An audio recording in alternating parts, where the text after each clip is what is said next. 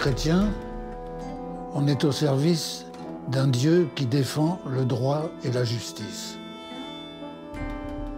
Si on a lu la Bible, on sait que c'est un refrain qui revient tout au long de la Bible.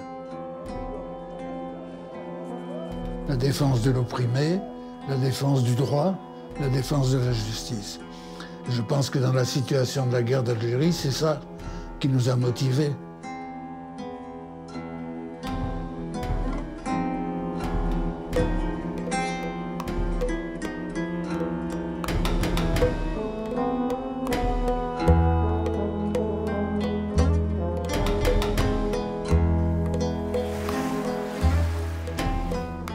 Novembre 1954. La guerre d'Algérie éclatait au grand jour. Elle emporterait sur ses traces des drames terribles qui déchireraient les communautés. Quelques Européens comprendraient les revendications du peuple algérien. D'autres recevraient avec stupéfaction la violence inouïe du conflit. Fille de petits pieds noirs, des échos me parviendraient, tous empreints d'amour pour ce pays et ces gens d'Algérie avec lesquels des amitiés avaient résisté. J'écoutais les récits, recevais les larmes, les souvenirs, les rires ou les colères, et découvrais un jour, bouleversé, l'histoire de prêtres qui s'étaient engagés pour l'indépendance. Certains avaient été accusés d'atteinte à la sécurité, emprisonnés, poursuivis. La réalité était tellement plus subtile pourtant. Ces prêtres étaient engagés avant tout sur les pas de l'Évangile. Ils ne niaient pas la réalité tragique vécue également par tout le peuple européen, ce peuple si loin des caricatures et des amalgames exposés au grand jour. Mais l'engagement de ces prêtres ouvrirait aussi un autre regard. Ils agissaient au nom de leurs convictions sur la dignité intrinsèque des hommes et de leur droit de vivre libre. Aucun film n'a raconté leur histoire, et ces hommes, pris dans la folie d'une guerre sans nom, se sont enfouis dans l'oubli. J'ai voulu leur rendre hommage.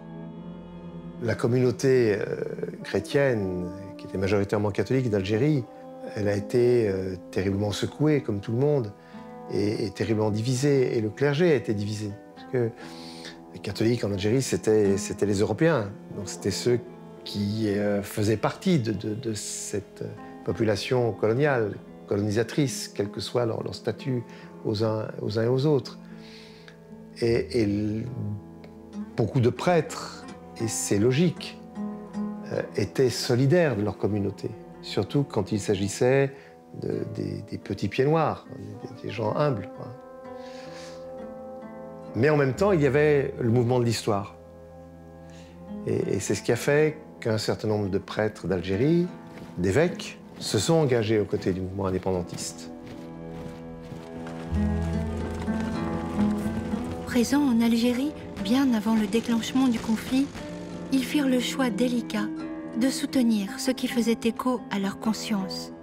Le légitime désir d'indépendance d'un peuple dont ils savaient les aspirations, les rêves, les espoirs, les révoltes. Louis Augroux, Pierre Mamet, Alfred Béranguet, Jean Urvoas, Bernard Boudourès, Christian Corre, Monseigneur Duval, le cardinal Liénard, Robert Davessi, Joby Kerlan, et tant d'autres encore. Qui se rappelle aujourd'hui de leur histoire? Ces gens qui se sont engagés aux côtés du peuple algérien, ils n'étaient pas anti-français. Certains ont été poursuivis pour atteinte à la sûreté de l'État, comme s'ils étaient des traîtres à la nation française. Mais non, en fait, c'est qu'ils avaient, encore une fois, compris qu'ils étaient dans le mouvement de l'histoire.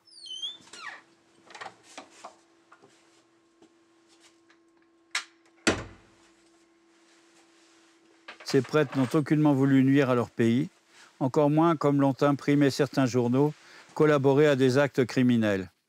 La mission de France a constamment rappelé qu'elle réprouve le terrorisme. Reste que ces prêtres ont voulu considérer les Algériens comme des frères, que Dieu notre Père à tous nous demande de comprendre, d'aimer, donc d'aider. Ils ont voulu ainsi leur manifester le vrai visage de l'Église, c'est-à-dire son amour pour tous les hommes, qui se traduit par la fraternité, le respect des autres, la promotion de la justice et de la paix. Oh, combien de petits pieds noirs auraient aimé poursuivre ces sentiers d'amitié et de confiance qu'ils avaient tissés avec leurs amis algériens au fil du temps, au fil des galères partagées, solidaires bien souvent, dans une vie précaire et chaleureuse, insouciants face à la révolte grandissante qui se muait loin d'eux encore hier et arrivait aujourd'hui dans leur présent, avec la fulgurance d'une insupportable évidence. Car, loin de leur regard, bien d'autres réalités existaient, des injustices profondes, tissées elles aussi au fil du temps, et que la guerre désormais faisait apparaître. Moi, je crois qu'on a une vision assez fausse de qui étaient les Européens d'Algérie. La majorité des Européens d'Algérie, c'était des petites gens, c'était des pauvres. C'était même des gens qui avaient été proscrits pour certains d'entre eux au moment de la Commune en 1871. Après l'écrasement de la Commune, il y a des révolutionnaires, anarchistes, socialistes qui sont exilés en Algérie. Il y avait beaucoup de gens qui venaient d'Espagne. Toute une partie de la région d'Oran était une région peuplée de gens d'origine espagnole. Il y avait des gens de Malte, d'Italie, il y avait beaucoup de gens très pauvres. Il y avait des Suisses qui avaient immigré en Algérie, qui étaient des pauvres Suisses. Donc il y avait une population très modeste, qui après a été encadrée par des gens qui, eux, avaient des intérêts, et qui n'étaient pas forcément en Algérie d'ailleurs, qui étaient dans l'Hexagone. Et ils ont été emmenés dans, on pourrait dire, le système colonial qui était pensé d'abord à Paris. On a fait en sorte que les Européens, malgré eux peut-être, se sont retrouvés à part des musulmans. Et quand il y a eu la revendication indépendantiste, eh bien eux, parce qu'ils étaient français et que leur père, grand-père était né là, ils se sont retrouvés contre le mouvement indépendantiste majoritairement, quoi. Il y a eu quelques pieds noirs qui ont été avec le mouvement indépendantiste, mais ça a été très minoritaire. Donc je crois qu'il faut avoir ça à l'esprit, la complexité de cette colonisation, de peuplement de l'Algérie, ou ce peuplement de colonisation de l'Algérie, et pas le regarder de manière manichéenne. Et malheureusement, la guerre, après, durcit les choses. Et puis les attentats, la violence, le cycle de la violence a fait qu'à un moment donné, la séparation était inévitable. Aucun être humain ne veut la guerre, les massacres, les trahisons. Aucun être humain ne veut subir l'injustice. Et en Algérie, chacun croyait de bonne foi à la légitimité de ses actes. Alors, dans ce conflit à l'issue pourtant inéluctable, des êtres humains tuaient d'autres êtres humains, les massacraient, les torturaient. Pris en étau dans cet insupportable engrenage de violence, les prêtres rappelés et les séminaristes appelés alertaient avec force leur hiérarchie sur ce qui était en train de se passer sous leurs yeux. Nous abordons enfin le sujet le plus immédiatement douloureux pour nous, celui de notre présence sacerdotale dans cette guerre.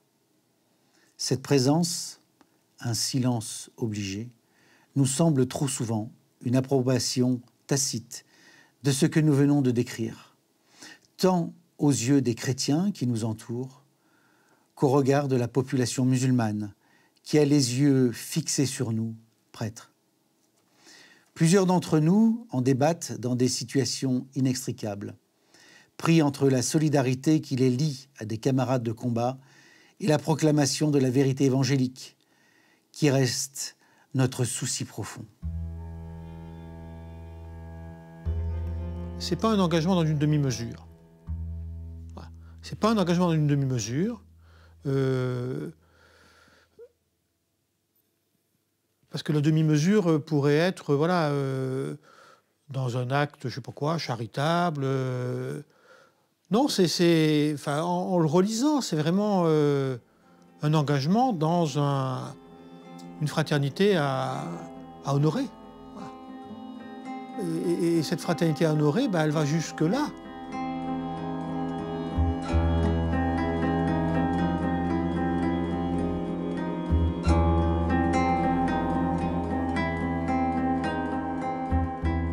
Ce sont des gens qui vont faire des enquêtes sociologiques dans les quartiers, qui vont créer des associations. Joby Kerland, très vite, il crée une association qui s'appelle Entraide fraternelle et dans laquelle participent l'imam de Soukaras et le rabbin. Donc du coup, ils créent des liens. Ils créent des liens avec... et ils ont une connaissance de la société. Par exemple, Jobbik Kerlan, il est très proche de Badji Mokhtar. Badji Mokhtar, c'est un militant nationaliste. Il a été arrêté en 1950, il a été torturé, il a subi le supplice de la baignoire, la gégène. Il rencontre Jobbik Kerlan en 1953. Il raconte en fait son histoire et ce qu'il vit, et il lui dit que de toute façon, ses aspirations nationalistes maintenant n'ont plus de limites. Et Badji Mokhtar va faire partie de la réunion des 22, du Comité révolutionnaire d'unité et d'action, qui décide le déclenchement de l'insurrection le 1er novembre 1954. Donc c'est déjà vraiment quelqu'un qui est au fait de la guerre, et il est très ami avec Jobbik Kerlan. Donc, quand l'équipe de Soukaras est à Soukaras, elle partage la vie des Européens, elle est au service des Européens, mais elle est aussi au service de la population la plus pauvre. Et très, très vite, en fait, ils essayent de créer des liens entre tout le monde. Et comme ils sont conscients, ils ont l'information sur la façon dont les Algériens sont arrêtés, très vite, ils vont créer une association d'aide aux familles de détenus. Donc, du coup, ils récoltent des médicaments, ils font de l'aide pour trouver des logements, ils font une aide un peu concrète. Et ça, c'est assez mal perçu par la population par une partie de la population de Soukaras, pas par tout le monde, mais par vraiment une partie. Et très vite, ils vont être dans le collimateur du maire, du commissaire de police. Et très vite, on va les accuser un peu de servir de base logistique des militants FLN. Et puis les sermons, ils sont assez virulents dans leurs sermons. Ils appellent à la fraternité avec la communauté musulmane. Ils dénoncent les violences dont la communauté musulmane est victime. Et ça, c'est perçu comme une forme de trahison. Donc si bien qu'au mois d'avril 1956, il y a une mesure d'expulsion. On leur demande de quitter le presbytère. Donc l'équipe est composée de Jobbik Kerlan, de Louis Augros, le premier supérieur du séminaire de Lisieux, et de Pierre Mamet. Donc ils sont expulsés au départ, pour leur activité plus politique que religieuse. Donc ils seront largement soutenus par leur évêque et par l'évêque de la Mission de France, par Monseigneur Liénard. Mais ils sont quand même expulsés. On leur demande de quitter le territoire.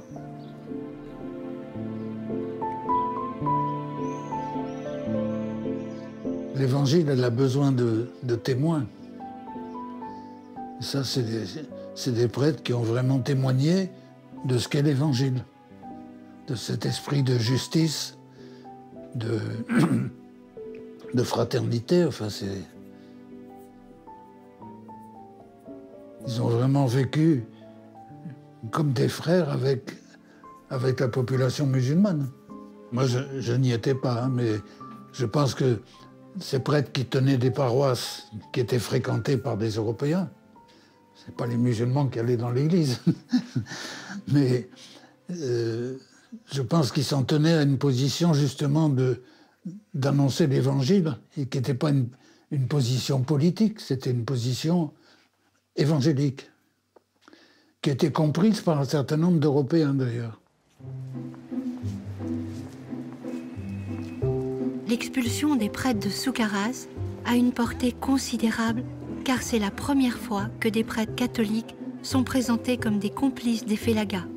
La presse s'empare de l'événement, et la police, craignant un soulèvement, avertit la communauté musulmane que 13 de ses membres seront fusillés au moindre mouvement. Le cardinal Liénard fait paraître une déclaration de soutien à ces prêtres. Le rôle d'un prêtre, c'est d'être avec les gens. D'un prêtre catholique ou orthodoxe ou d'un pasteur protestant, en ce sens que nous sommes les disciples d'un Dieu qui est venu partager notre humanité, les disciples d'un Christ qui vient de Dieu et qui est venu se mêler à l'humanité en choisissant lui-même, enfin choisissant. C'était dans la logique de la révélation biblique. Voilà. Mais Jésus, il a été un juif de Galilée, d'abord. Parce qu'il fallait bien qu'il soit quelque part. Et il a été solidaire de son peuple. Alors, il n'a pas été un militant, mais il a été solidaire de son peuple. Voilà. Donc je crois que c'est ça. Les chrétiens, me semble-t-il, ils prennent au sérieux l'incarnation. Donc c'est pas étonnant que parfois ils se retrouvent pris dans des situations très diverses et même opposées, quoi.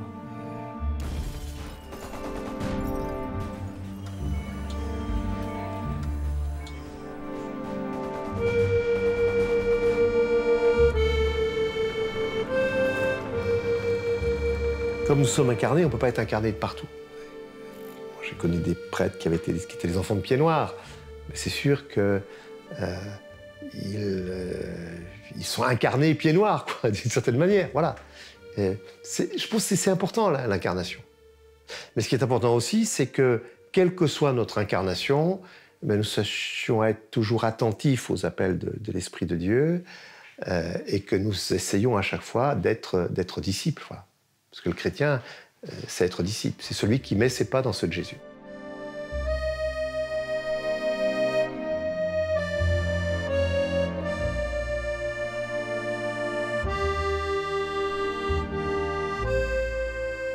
J'ai eu faim et vous m'avez donné à manger. J'ai eu soif et vous m'avez donné à boire. J'étais un étranger et vous m'avez recueilli. Nu et vous m'avez vêtu. Malade et vous m'avez visité. En prison et vous êtes venu à moi. Alors les justes lui répondront, « Seigneur, quand nous est-il arrivé de te voir affamé et de te nourrir, assoiffé et de te donner à boire? Quand nous est-il arrivé de te voir étranger et de te recueillir, nu et de te vêtir? Quand nous est-il arrivé de te voir malade ou en prison et de venir à toi? » Et le roi leur répondra, « En vérité, je vous le déclare, chaque fois que vous l'avez fait à l'un de ces plus petits, qui sont mes frères, c'est à moi que vous l'avez fait. »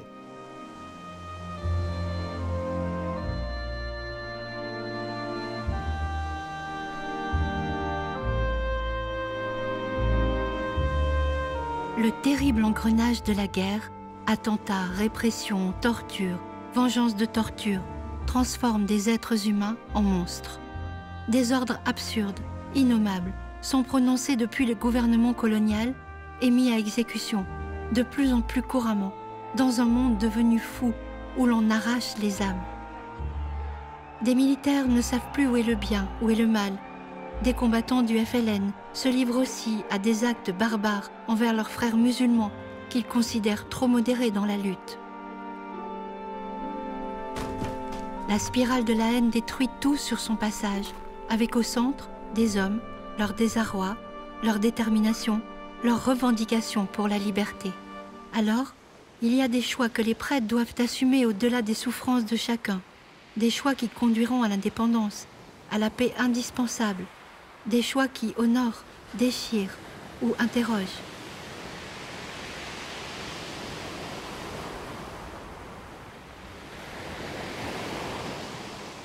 L'Église de France a été profondément marquée par la guerre d'Algérie. Et le clergé de France a été profondément marqué parce qu'une grande partie de ceux qui sont devenus prêtres ont été séminaristes pendant la guerre d'Algérie, ont été appelés pendant la guerre d'Algérie. Je ne sais pas le chiffre exact, mais il est assez important.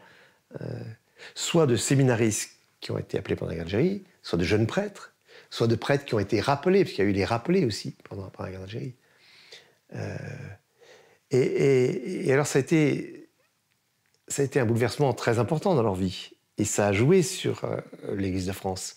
En ce sens que ces hommes qui pouvaient vivre dans un milieu clérical, je pense aux séminaristes notamment, tout à coup ils sont arrachés à leur séminaire, ils se retrouvent dans la vraie vie, enfin dans la vraie vie, et dans quelle vraie vie? Dans la violence, dans la guerre, dans la peur de la mort, dans des situations où parfois ils doivent faire des choses qui vont contre leur conscience.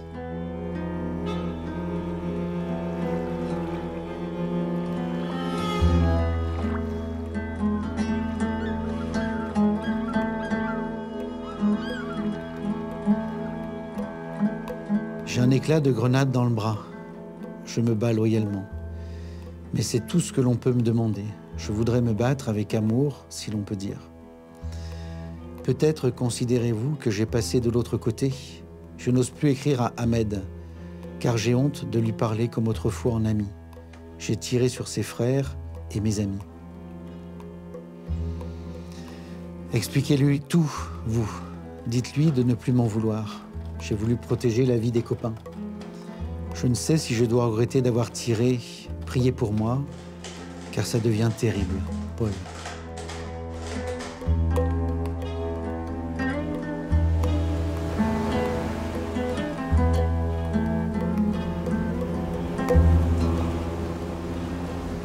dont je vais vous parler m'est très pénible et surtout, je vous demande de ne pas en parler à mes parents. Il se ferait trop de bile. Le 30 décembre, nous sommes tombés dans une embuscade. 3 copains ont été tués, 2 autres blessés. J'ai blessé un Algérien qui était en train de tirer sur les copains. Il a été fait prisonnier par la suite et maltraité, puis achevé.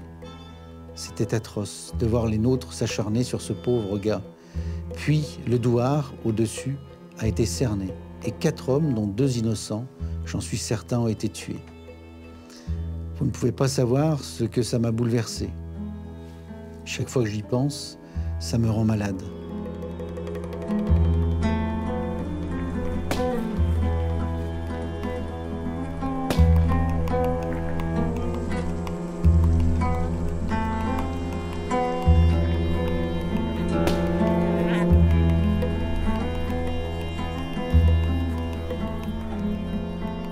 Ils se sont trouvés dans des situations de guerre pour lesquelles ils étaient évidemment pas prêts, mais en tout cas, ils étaient contraints, quoi, puisqu'on on a appelé, on a mobilisé des appelés. C'était pas simplement une armée de métiers. Hein. C'était les. Je me souviens, quand j'étais à Grenoble, d'avoir mangé un soir avec un jeune qui était en permission et qui revenait d'Algérie, et qui m'expliquait qu'ils entouraient quelques villages et qu'ils tiraient jusqu'à ce que plus personne ne bouge. Alors, je lui manifestais je ne sais quoi, en disant, écoute, c'est quand même bon. Et il me disait, mais de toute façon, nous, on ne peut pas faire autrement. Et puis, le lendemain, je l'ai rencontré, et puis il m'a dit, bah, tu sais, c'est toi qui as raison. Mais bon, c'est pour dire que ces jeunes, ils étaient pris dans un espèce d'étau entre des choses abominables, pour lesquelles ils étaient quasiment obligés. Et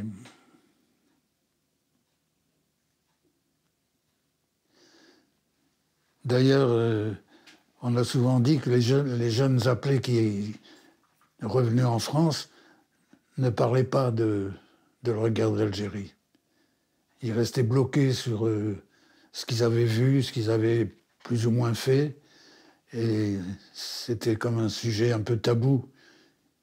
Ils ne se sentaient pas pour en parler.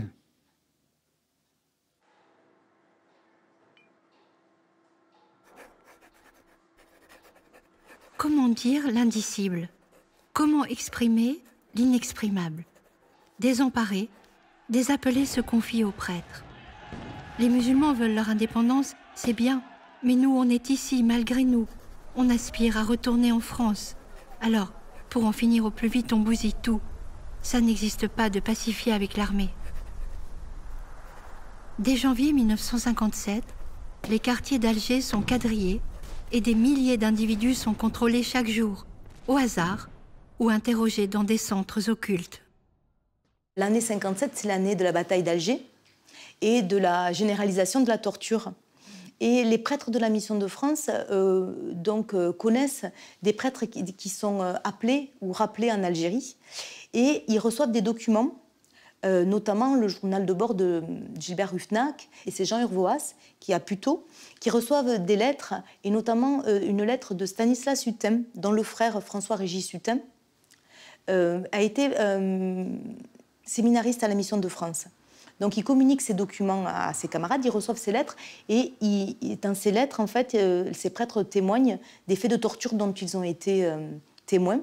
Et notamment, Stanislas Hutin, il raconte que dans une des opérations à laquelle il a participé, ils ont arrêté un Algérien et son fils d'une douzaine d'années, et que dans la nuit, ils ont entendu hurler, et qu'ils ont imaginé que le papa était torturé.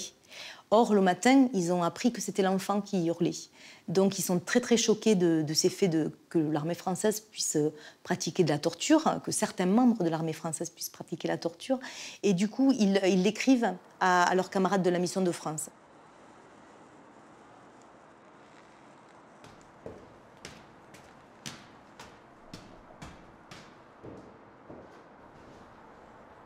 Les ponts créés entre l'Algérie et la France permettent aux terribles informations de remonter au grand jour. Dans une brochure éditée par le Comité de résistance spirituelle, les prêtres recopient les mots des soldats désemparés et les font circuler pour réunir tous les catholiques, alors que la guerre les divise de plus en plus profondément. Les 24 documents réunis sous le titre « Des rappelés témoignent » sont des journaux de bord, lettres, notes, de jeunes soldats livrant leurs poignants récits de guerre, leur peur, leur ennui, leur désarroi face à la torture. Bien là, j'étais en train de retrouver une lettre aux communautés de la Mission de France dans laquelle se situe une réflexion qu'on avait eue en 1958 sur le problème de la torture. Une réflexion pastorale. Et il y avait un jésuite, le père Martelet, qui nous avait aidés, qui était venu pour voilà, le problème de la torture, en particulier des jeunes qui reviennent d'Algérie et qui sont dans un premier temps assez dans le mutisme, enfin, qui ne parlent pas de ce qu'ils ont vu et ce qu'ils ont vécu. On était dans une Jeep, et puis c'était 1h30 de l'après-midi, et j'entends un coup de feu derrière moi, juste s'arrête, et on voit un gars qui était tué par terre, une balle dans la tête. On a ramassé le gars qui avait été assassiné, là, hein. On l'a chargé, puis on a dit on va l'emmener à l'hôpital pour le soigner. Et il y a eu le moment où la Jeep, qui n'est pas très bien, pas rembourrée, elle a fait un sursaut, la tête du gars que je tenais à la machine, et sa cervelle est tombée sur mon pantalon. Je suis remonté chez moi, dans ma piaule, parce que je trouvais que c'était tellement, comment dire, horrible que j'ai rien dit. Cette scène-là, pour moi, elle a été... je l'ai enterrée 40 ans. Quand elle est ressortie, elle était intacte.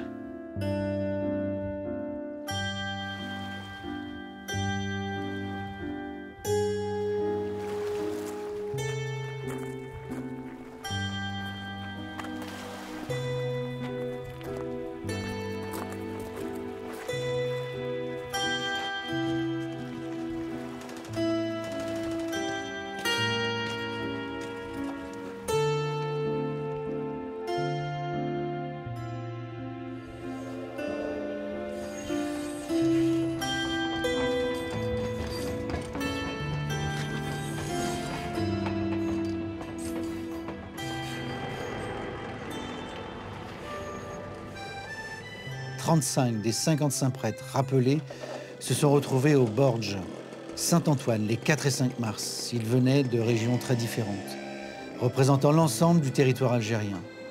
Ils ont décidé unanimement la rédaction de ce texte, pensant qu'il était de leur devoir de faire savoir dans quelle situation, trop souvent douloureuse et souvent périlleuse pour la foi, ils se trouvent.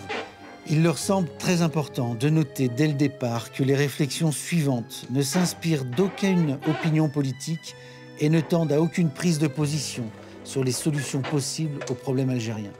C'est très délibérément et très nettement sur le plan sacerdotal et pastoral qu'ils veulent se placer.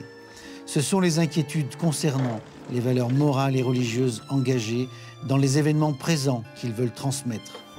En Algérie, les positions des prêtres sont de plus en plus délicates, relayées par une presse qui déforme et des drames humains de part et d'autre, si souvent gardés sous silence.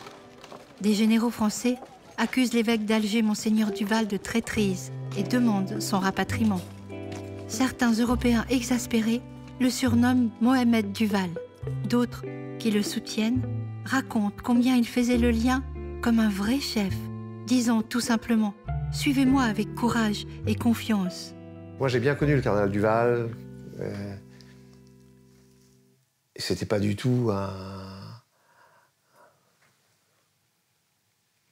C'était pas un progressiste, au sens où on pourrait entendre. Mais il a compris que le mouvement de l'histoire, c'était l'indépendance du peuple algérien. Quand bien même l'Algérie avait un statut spécial de 3 départements français depuis longtemps. Mais l'Inde était devenue indépendante. La plupart des pays colonisés par la France, en Afrique noire, étaient devenus indépendants. Le Maroc était devenu indépendant. La Tunisie était devenue indépendante. Donc l'Algérie, c'était inéluctable. Voilà. Et il a fallu faire ce choix, en tout cas c'était le choix de Monseigneur Duval et d'un certain nombre de prêtres d'Algérie, de dire, eh bien, voilà, l'histoire a tourné et maintenant il faut être avec le peuple algérien qui réclame légitimement son indépendance.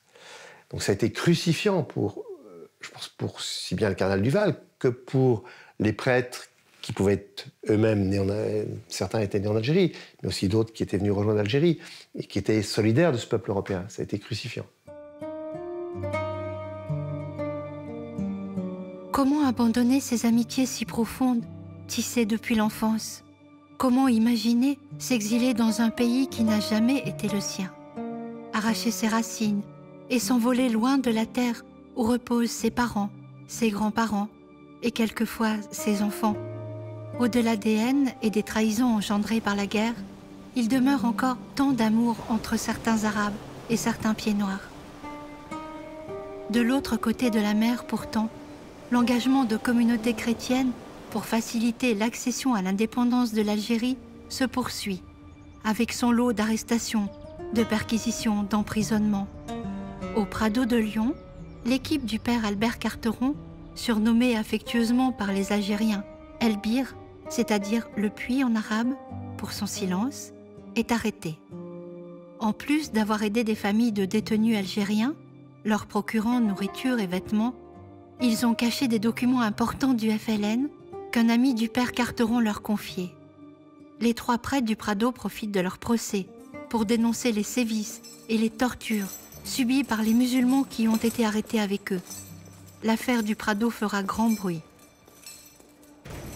Sur l'engagement que le Prado a pu prendre à Lyon, il me semble que c'était un peu dans cette lignée d'une sorte d'aspiration à une écoute et à une reconnaissance de cette diversité. Et voilà qu'il y avait droit de citer aussi dans cette situation et dans les aspirations à l'indépendance d'un peuple, quoi. Le rapport entre le fait d'être prêtre du Prado, dans la proximité avec les populations, quelles qu'elles soient, là où nous nous trouvons, puisqu'aujourd'hui il y a des prêtres du Prado dans plus d'une quarantaine de pays, se manifeste surtout dans la proximité avec les plus pauvres. Donc on est un peu dans cette logique d'une vie avec les peuples, avec les gens les plus simples. Et je pense que pour beaucoup d'entre eux, il y a aussi la participation à des aspirations, j'oserais dire, d'engagement ou de croissance humaine et surtout de respect de la dignité humaine. L'engagement vient toujours dans la connaissance du fondateur du Prado, le Père Chevrier. Et donc, d'une part, il y a un élan spirituel, mais pas pour se détacher du contexte de vie, de l'histoire. Au contraire, le Père Chevrier dit j'ai fait le choix de suivre de plus près Jésus-Christ pour trouver dans cette décision l'efficacité d'une mission.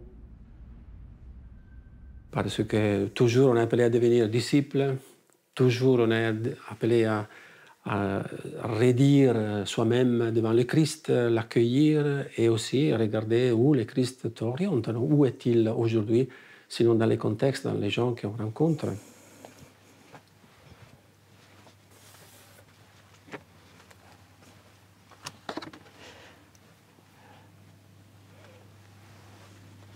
L'échange, la rencontre avec les autres, c'est eux qui me parlent de Dieu aussi. C'est-à-dire que découvrir Dieu, alors on le découvre, j'allais dire pour moi la place de la parole est importante, mais s'il n'y a pas une rencontre avec les gens de notre quotidien, moi j'aime beaucoup une femme qui s'appelle Madeleine Delbrel qui disait c'est dans la vie ordinaire aussi qu'on avance et qu'on découvre ce Dieu.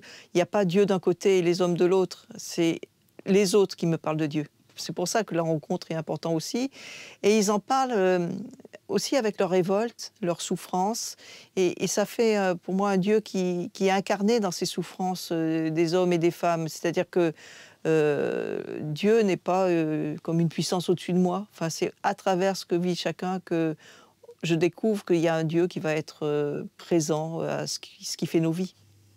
Il y a des lieux où souffle l'esprit, mais il y a un esprit qui souffle en tout lieu.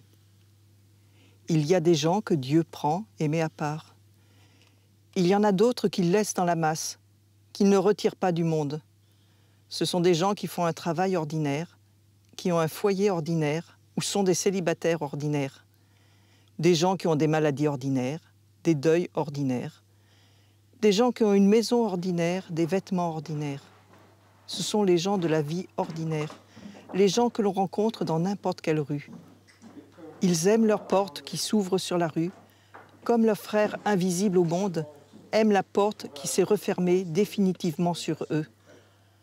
Nous autres, gens de la rue, croyons de toutes nos forces que cette rue, que ce monde où Dieu nous a mis, est pour nous le lieu de notre sainteté. Nous croyons que rien de nécessaire ne nous y manque, car si ce nécessaire nous manquait, Dieu nous l'aurait déjà donné. Ce Dieu auquel on croit, il est quand même un peu dérangeant. Il fait le choix des petits et des pauvres, voilà, et il fait le choix de l'abaissement et du service. Comment, dans la construction d'une société, ça s'est revisité, quoi.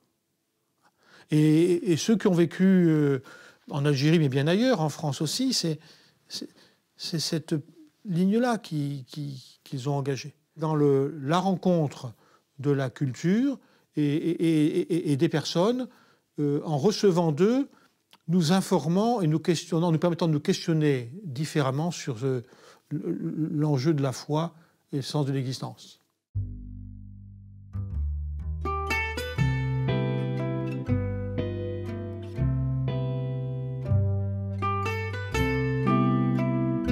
Pour nous chrétiens, ce Dieu du Sinaï s'est fait connaître par Jésus-Christ et son Église, comme étant notre Père, comme ayant dessein de rassembler effectivement tous les hommes dans sa famille, dans une société de frères.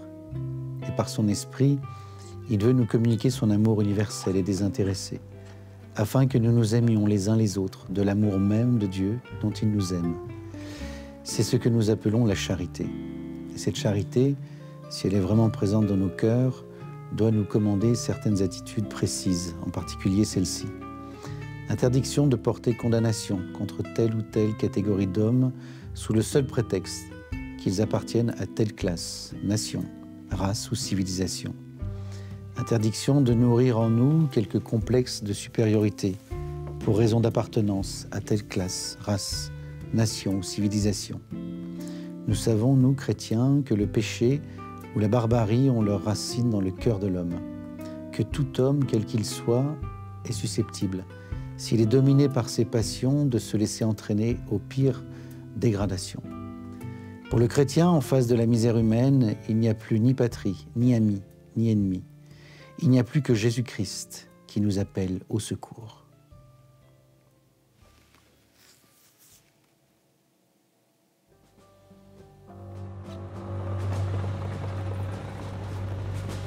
La guerre tue, déchire, torture, désespère. La guerre, avec ses drames où les humains sont quelquefois devenus de simples pions sur un échiquier inutile. Des prêtres venant de différentes communautés refusent de partir. Plutôt l'insoumission que de participer à cette hypocrite et criminelle pacification, terme toujours employé par le gouvernement français.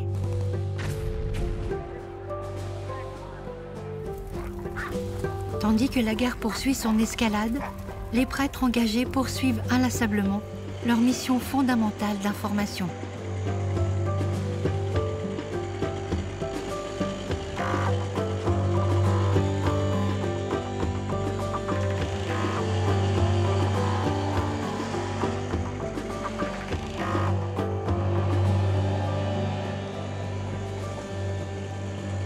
Ce qui est important, c'est qu'à la Mission de France, il y a effectivement des éléments à l'avant-garde du combat, qui ont la connaissance de la réalité et qui veulent agir. Donc on a là des noms comme Jean Urvoas, Robert Davzy, Joby Kerlan, Pierre Mamet, Bernard Boudouresque, mais il y a aussi tout un tas de personnes qui veulent que l'institution tout entière prenne position. Et en janvier 1958, au mois de janvier, du 22 au 24 janvier, il y a une session consacrée à l'Algérie qui réunit des représentants de toutes les équipes de la Mission de France. Et à l'occasion de ces rencontres-là, les prêtres les plus mobilisés veulent que le cardinal Liénard rende des conclusions qui dénoncent non seulement la torture et qui soutiennent le droit à l'indépendance des Algériens. Et donc on est quand même qu'en janvier 1958, et à l'issue de ces journées de réflexion, dans la nuit, après des débats houleux et après des débats et des contradictions avec le cardinal Liénard, ils arrivent à faire signer un texte par le cardinal Liénard, qui sont ce qu'on va appeler les conclusions de mars 1958, puisqu'elles vont paraître dans la lettre aux communautés. Le journal de la Mission de France, en mars 1958, est largement reprise dans la presse. Et dans ce texte, on peut lire « Il n'est pas traître à sa patrie, le chrétien qui exige le respect des droits des autres. Il ne démoralise ni l'armée, ni la nation. Le chrétien qui condamne certaines méthodes inhumaines. Il est au contraire fidèle à sa patrie, en essayant de promouvoir sa vraie grandeur. Prêtre de l'Église catholique, fondé par le Christ pour toutes les races et toutes les civilisations de la terre, nous n'avons pas le droit de nous enfermer dans des vues étroitement nationalistes. Nous devons témoigner que l'Église ne se confond avec aucune nation déjà existante. Elle considère comme un bien la formation de nations nouvelles. La mission de France prend officiellement position en faveur de l'indépendance du peuple algérien. Face à cette décision, la presse applaudit ou s'indigne avec violence. Notre stupéfaction et notre douleur sont telles que nous n'arrivons pas à croire que cet abrégé des thèses anti-françaises ait reçu, comme on nous le dit, l'approbation du cardinal Liénard. Le vicaire de la mission Jean Venatier réagit en expliquant ce qu'est pour lui être un vrai patriote français. Croyez que notre amour de la France reste sans faille. Nos jeunes séminaristes, comme ceux de tous les autres diocèses, servent cette France en ce moment en Algérie. Nos communautés là-bas essayent de répondre à ces appels inlassablement répétés du grand évêque et Monseigneur Duval pour faire des ponts entre musulmans et chrétiens, entre arabes et français, dans une amitié loyale. Mais, malgré les appels successifs et désespérés pour la paix, la spirale infernale de violence s'intensifie et les attentats succèdent aux tortures qui succèdent aux attentats. Et dans le cadre de cette vague d'attentats, un attentat est décidé contre Jacques Soustelle, alors ministre de l'Information, qui a lieu le 15 septembre 1958, avenue de Friedland à Paris. Et le militant qui a tiré sur Jacques Soustelle, c'est Robert Davezy qui lui a fait passer la frontière. Il a ensuite été hébergé par Bernard Boudouresque et le frère et la sœur de Robert Davezy. Donc, lorsqu'il est arrêté, il est dans la voiture de la police promené dans les quartiers. On lui demande aussi qu'il a été hébergé. Il retrouve les appartements de ces 3 personnes. Donc, du coup, ils sont arrêtés. Et très vite, la mission de France tout entière est soupçonnée d'apporter une aide logistique au FLN. Donc, 23 communautés de la mission de France vont être perquisitionnées en septembre 1958, en octobre 1958, le séminaire de Pontigny, le secrétariat. Et on cherche donc si ces communautés cachent des armes et si ils cachent Robert Davezy, qui est lui prévenu par Emmanuel Deschamps qu'on le recherche. Donc il va se cacher à Paris et ensuite partir à Cologne. Robert Davezy sera arrêté quelques mois plus tard, comme son ami Bernard Boudouresque. Les charges contre le père pèsent lourd, même si nombre de ses amis, ou partisans de son engagement, essayent en vain de le faire libérer, comme l'écrivain catholique François Mauriac, toute une partie de l'opinion qualifie le prêtre de terroriste. Lettre pastorale du cardinal Liénard, 10 octobre 1956. Bernard fut incarcéré à la prison de Fresnes le 15 octobre 1958 et reçut la visite du cardinal Liénard qui l'embrassa à la grande surprise des gardiens. Se liant d'amitié avec ses co-détenus algériens, célébrant la messe dans sa cellule, il resta incarcéré jusqu'au 4 février 1959, date à laquelle il fut mis en liberté provisoire.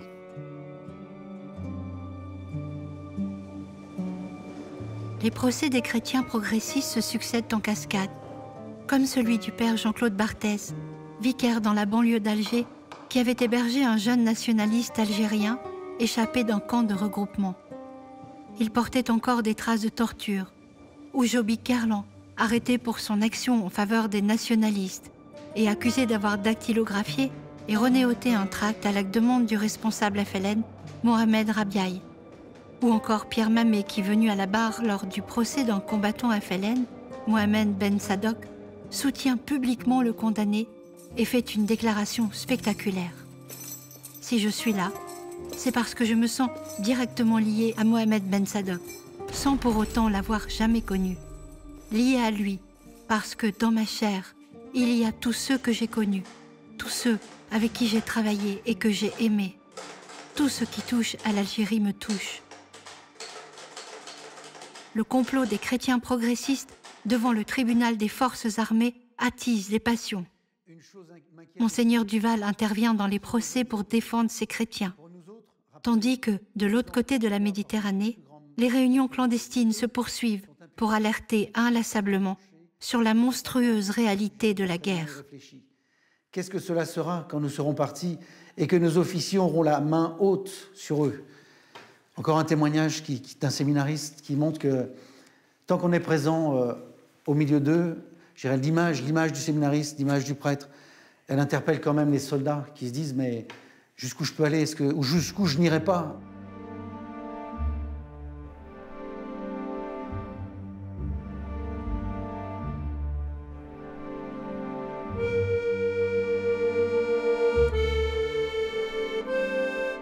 Le 14 janvier 1959, le séminariste de la mission Jean-Claude Rodari, qui avait tout d'abord refusé de partir en déclarant « Je refuserai d'obéir à tout ordre qui serait contraire à la morale chrétienne », est tué dans les Aurès. Très lié avec la population autochtone, sa mort enflamme le débat sur l'insoumission des prêtres et des jeunes séminaristes qui refusent de servir l'armée française en Algérie. Les souffrances étaient là, avec la peur de perdre son âme et la peur de mourir.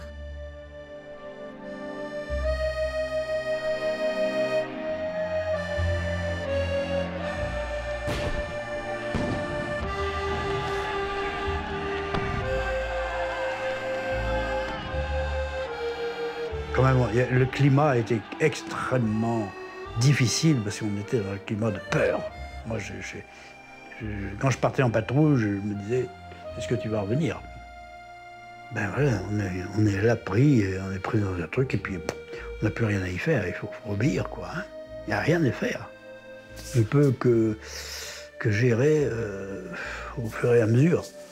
Pas évident. Hein. Il y a une pression telle, il y a peu à peu une peur qui vous saisit là. Et j'ai quelques passages que je raconte dans mon livre, là, qui sont chez moi absolument intacts.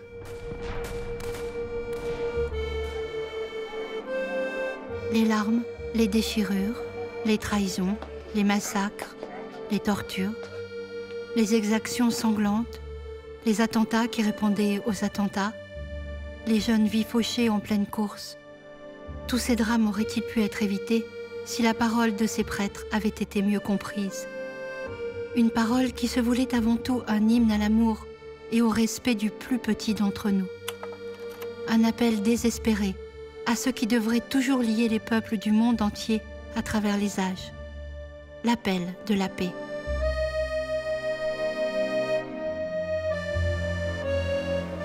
L'histoire aurait-elle pu alors écrire autrement cette page si douloureuse de l'indépendance algérienne?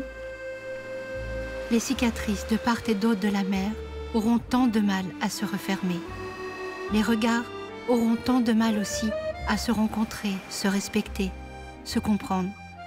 Et pourtant, le Mektoub était écrit depuis si longtemps, ce destin qui appelle l'humanité à vivre libre.